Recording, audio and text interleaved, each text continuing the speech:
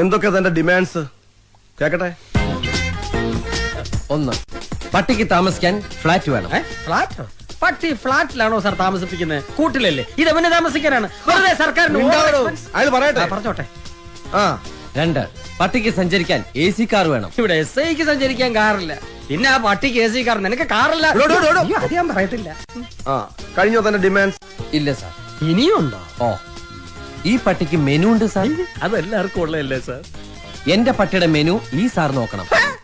നിന്റെ പട്ടിയുടെ മെനു ഞാൻ നോക്കണമെന്നോ? നിന്റെ തന്റെ വിളിച്ചോണ്ട് കാണിക്കണം. പറഞ്ഞു കേട്ടോ, ഇവന്റെ പട്ടിയുടെ മെനു ഞാൻ നോക്കണമെന്ന്. ഞാൻ ഇതുവരെ എന്റെ മെനു പോലും. തന്റെ മെനു കാണട്ടെ. അയ്യേ സാറത്രക്ക് ചീപ്പാണോ?